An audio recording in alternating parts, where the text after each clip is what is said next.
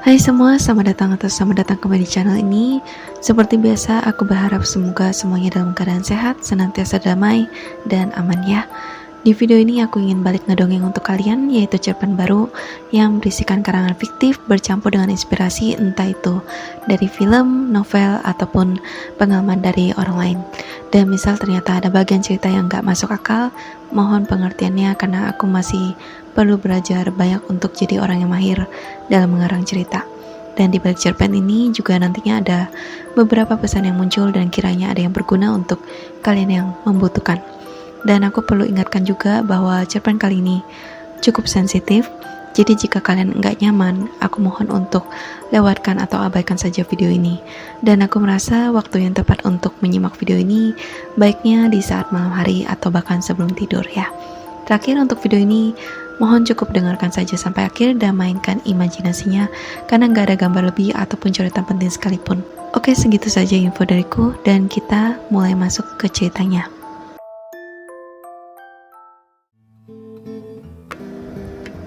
Cerita bermula dari ada satu keluarga kelas elit yang beragama X dan berwarna kulit awan putih.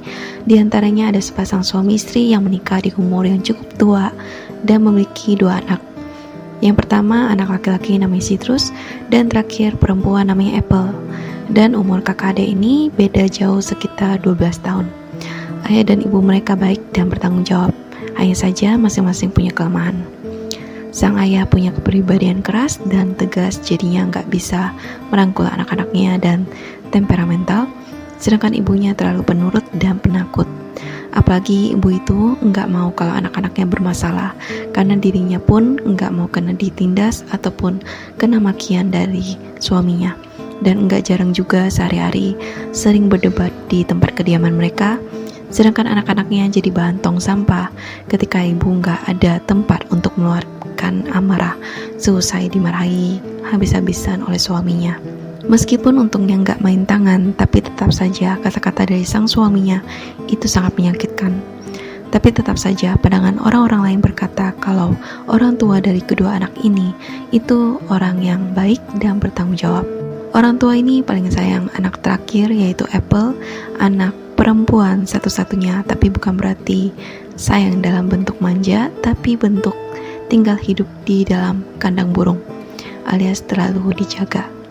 Hal itu terus berlanjut hingga Apple sudah beranjak dewasa, dan meskipun begitu Apple tahu bahwa tujuan orang tuanya itu baik, meskipun batinnya jadi lelah. Ia rindu yang namanya kebebasan, ketenangan, dan keharmonisan hidup. Jika hidupnya nggak bisa sukses secara materi, setidaknya ia ingin hidupnya tenang dari konflik. Namun sepertinya masih cukup sulit untuk bisa mencapai kehidupan seperti itu. Apple masih bisa keluar jalan-jalan, bersosialisasi, tapi dengan waktu yang terbatas dan tidak jauh dari tempat asalnya. Sedangkan kakak laki-lakinya yaitu Citrus kini sudah nikah dengan wanita yang sebenarnya dari pihak orang tua itu tidak merestui hubungan mereka berdua, karena wanita itu dari keluarga bukan berkelas elit, agama dan kulitnya juga berbeda.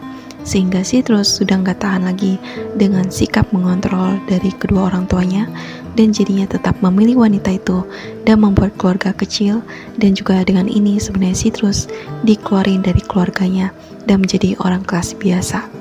Dan meskipun hubungan Citrus dengan istrinya tidak didukung oleh orang tuanya, tapi adiknya si Apple tetap mendukungnya sebagaimana ia ingin kakak laki-lakinya bahagia apa adanya, tidak berdasarkan dari standar bahagianya orang lain, tapi dari standar bahagia kakaknya sendiri. Citrus jadinya tinggal di tempat yang jauh, tidak lagi di tempat kediaman aslinya di mana ada adiknya ataupun orang tuanya.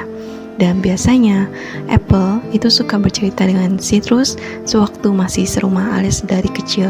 Maklum karena Apple sering dikekang, dikurung, teman ngobrol atau satu-satunya teman dekat ya hanya kakak laki-lakinya. Dan Apple ini jarang dekat dengan ibunya, apalagi ayahnya, berhubung Apple juga ingin cari aman-aman saja, hanya untuk menghindari konflik. Tapi kini Apple serasa jadi anak tunggal dengan orang tuanya yang sudah memasuki umur lansia. Sebenarnya Citrus sempat memberi saran ke adiknya untuk coba beranikan diri dengan cara merantau agar terbebas dari kekangan orang tuanya. Tapi Apple masih bingung, tepatnya perempuan itu bersikeras cari jalan tengah ataupun netralnya itu gimana. Karena walaupun Apple ingin kebebasan yang ia cari-cari dari dulu, tapi ia juga nggak mungkin tinggalin orang tuanya. Dan kini Apple nggak mungkin lagi rasanya untuk bercerita ataupun meminta saran dari kakak laki-lakinya lagi. Tepatnya, ia paham kakak laki-lakinya itu udah punya keluarga sendiri yang pastinya udah punya tanggung jawab besar untuk mengurusi keluarga kecilnya. Jadi Apple itu udah jarang berkomunikasi sama kakak laki-lakinya ini. Sampai suatu hari ibunya sempat jatuh sakit hingga jadinya melakukan operasi dan kini lagi pemulihan.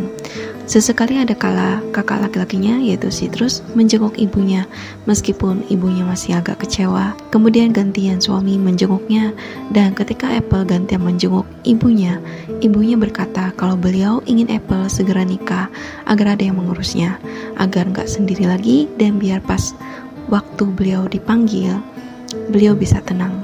Namun Apple hanya diam. Dan sejujurnya saja, meski umurnya bertambah, tapi tetap ia sadar dirinya belum siap mental, belum siap finansial, meski dari keluarga yang bisa dibilang berada, alias termasuk kalangan kelas elit. Tapi perempuan itu nggak mau meleporkan ataupun bergantung sama orang tuanya. Dan ia pun sadar ia belum siap secara rohani, yang karena katanya nikah itu ibadah. Dan belum lagi Apple sempat berpikir bahwa belum tentu yang ia inginkan bisa sesuai dengan apa yang orang tuanya mau. Makanya ia masih belum kepikiran untuk cari pasangannya. Dan meskipun ada dijodohkan beberapa kali, tapi tetap saja Apple nggak mau. Ia bisa dibilang Apple ini cukup pemilih, tapi ia pemilih bukan karena banyak maunya yang aneh-aneh. Ia hanya nggak ingin mengulang masa buruk yang terjadi pada dirinya dulu, terutama juga termasuk untuk masa depan anaknya kelak. Menurutnya, apakah pernikahan itu bercandaan? Apakah nikah sama orang yang salah bisa direfund gitu? Enggak. Sejujurnya dan menurutnya, sekali orang sudah memasuki pernikahan itu, ya berarti sudah siap akan tantangan selanjutnya yang harusnya dihadapi seumur hidup. Dan perpisahan hanya bisa terjadi ketika ajal menjemputnya. Dan meskipun begitu, sebenarnya Apple kini sudah nyaman dengan kehidupan yang apa-apa serba sendiri. Hingga ia akhirnya kemudian ketemu hal yang ia takutkan. Ia ketemu dan berkenalan dengan seorang pria namanya Lemon yang meskipun dari kelas kalangan elit, tapi agamanya jet dan berwarna kulit awan gelap, yang bisa dibilang cukup berbeda dengan Apple. Namun kepribadian Lemon ini merupakan tipe ideal 100%-nya Apple. Maka Apple jadi tertarik dan mereka berdua tanpa sadar jadi akrab satu sama lain dan jadinya saling sayang. Akan tetapi Apple bingung gimana ya untuk pertahanin hubungan mereka berdua ini karena Lemon itu ada berbeda dengannya. Padahal menurutnya sama-sama hanya manusia biasa, sama-sama makhluk hidup. Namun perbedaan dari dua ciri tadi dianggap sebagai hal yang sudah menjadi stigma buruk bagi orang tua dari pihak Apple. Pada akhirnya Apple kembali pikirkan orang tuanya yang tegas dan keras dan punya banyak tuntutan yang kurang lebih seperti mengontrol kehidupan wanita itu. Dan jadinya sekali lagi Apple hanya ingin menjalani hidup yang tenang. Selama ini Apple merasa ia sudah menjalani hidupnya dengan pilih jalan yang netral, dan di saat yang sama Apple sadar ia punya sikap yang gak mau diatur hidupnya dan ia ingin kebebasan. Tapi karena ia sayang dan gak mau timbulin kekacauan masalah yang sebenarnya dirinya paling anti, karena biasanya gak akan ada solusi yang bisa diterima oleh semuanya, pada akhirnya wanita itu lagi-lagi memilih yang mana yang bisa diterima oleh dua pihak dalam menurutnya. Dan Apple sebenarnya bisa saja berontak sama orang tuanya, tapi ia nggak mau membuang tenaganya yang tiap harinya. Ia merasa sepertinya sudah tanpa sadar berkurang secara rutin. Namun ia selalu berpikir bahwa jika ada satu kejadian yang menurutnya sudah keterlaluan, maka ia baru berontak. Tapi untungnya apa yang ia pilih untuk kehidupannya sendiri masih bisa diterima oleh orang tuanya, seperti menjalani kehidupannya sekarang serba sendiri. Dan balik ke pria yang disayangi Apple ini, yaitu si Lemon. Sebenarnya Lemon sangat sayang pada Apple karena menurutnya Apple itu wanita yang langka, dan Lemon rela mau ikut seagama dengan Apple.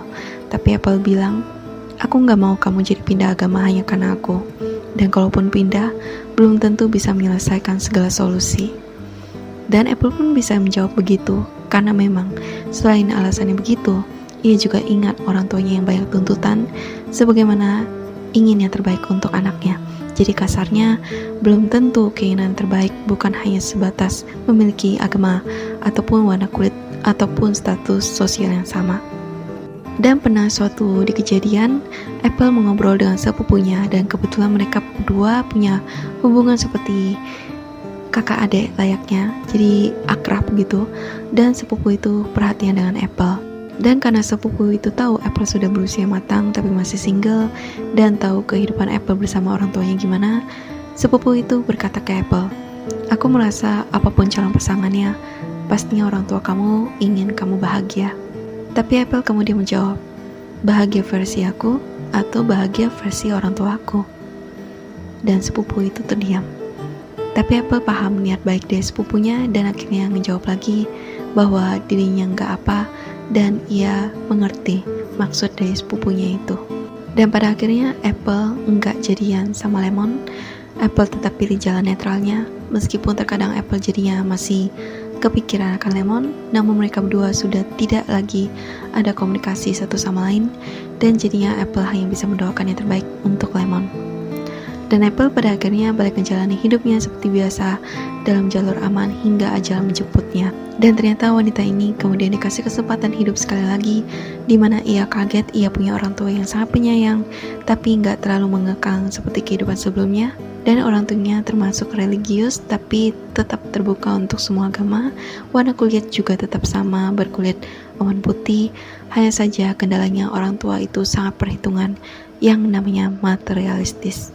Tepatnya orang tuanya nggak mau jika wanita ini pada akhirnya punya pasangan yang miskin. Dan wanita ini kaget bisa teringat akan masa sebelum dia hidup kedua kalinya, dan bisa bertemu pria yang ia temui di kehidupan sebelumnya lagi, yaitu seperti Lemon. Maka fisik dan kepribadiannya itu mirip, dan kagetnya lagi, agama dan warna kulitnya juga sama seperti wanita ini. Namun kendalanya saja, pria ini miskin. Beda dengan pria di kehidupan sebelumnya yang berkecukupan. Dan pria yang sekarang ini, meskipun mirip dengan Lemon, tapi ia nggak ingat apa-apa tentang wanita ini. Dan wanita ini sebenarnya mau ngehindar, tapi pria itu berusaha keras dapetin wanita ini, yang akhirnya wanita ini luluh, dan pada akhirnya mereka jadian secara tertutup. Tapi karena pria itu serius ngejalin asmara dengan wanita ini, pria itu jadi lebih giat lagi soal cari pendapatan lebih lewat kerjaannya, hingga sering lupa istirahat dan makan juga nggak teratur. Dan wanitanya turut prihatin, dan sebenarnya wanita itu ingin agar mereka berdua bisa kerjasama dalam soal finansial yang terjamin nantinya. Namun karena pria itu punya harga diri yang cukup tinggi dan gak mau mempermalukan wanita yang ia sayangi, pria itu sebenarnya lebih ingin untuk kerja keras sendiri. Hingga pada akhirnya ketika pria itu sukses berhasil ngumpulin dana dan naikin derajat status sosialnya, pria itu jadinya dapat restu dari orang tua sang wanita, dan pada akhirnya mereka berdua bertunangan. Tapi kedepannya takdir berkata lain. Mereka nggak jadi nikah karena si pria meninggal sakit komplikasi yang penyebabnya efek dari kerja keras yang berlebihan dalam jangka lama. Dan pada akhirnya wanita itu nggak pernah nikah semasa hidupnya, saking ia nggak mau ngalamin kepahitan dalam hidup lagi soal pasangan. Tapi meskipun begitu, bukan berarti ia mengisolasi dirinya. Ia tetap coba membuka pertemanan, mengobrol seperti biasa, dan percaya pada keyakinannya bahwa Sang Pencipta itu sudah memberikan yang terbaik untuknya, dan terus bersyukur akan hal-hal yang kecil dan untuk apa yang ia punya saat ini.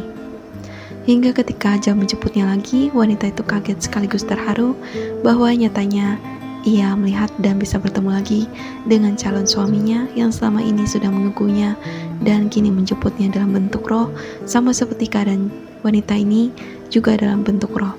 Dan mereka berdua menuju alam yang sudah disediakan oleh Sang Pencipta, dan itu tempat baik adanya. Dan kini masuk ke beberapa pesan yang muncul di balik cerpen.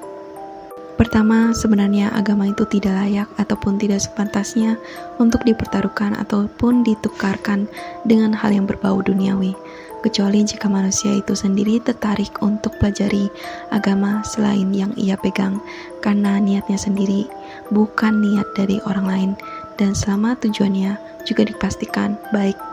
Kedua, apapun keputusan jalan hidup yang dipilih seseorang, sebenarnya nggak ada yang benar ataupun salah. Sebagai manusia biasa dengan ketidaksempurnaan, tidak sebaiknya untuk menghakimi satu sama lain, melainkan menghargai ataupun kasih dukungan ataupun masukan hal-hal positif selama tujuannya baik. Karena pada akhirnya tanggungan kembali pada masing-masing dan pastinya hanya Sang Pencipta yang bisa memberikan keputusan terakhir pada akhir kehidupan manusia secara masing-masing. Ketiga, tidak ada ruginya belajar untuk bersyukur dengan apa yang kamu miliki, bukan fokus dengan apa yang tidak kamu miliki. Dan sebelum aku akhiri video ini, seperti biasa aku ucapkan terima kasih untuk kalian semua yang mendengar dari awal sampai habis. Dan mohon maaf jika ada salah kata ataupun kekurangan yang terjadi sama video berlangsung. Dan jika kalian suka video ini, mohon bantu like, subscribe, dan share ke teman-teman kalian jika ada yang ingin tahu tentang video ini. Dan sampai ketemu lagi di video lainnya. Bye-bye.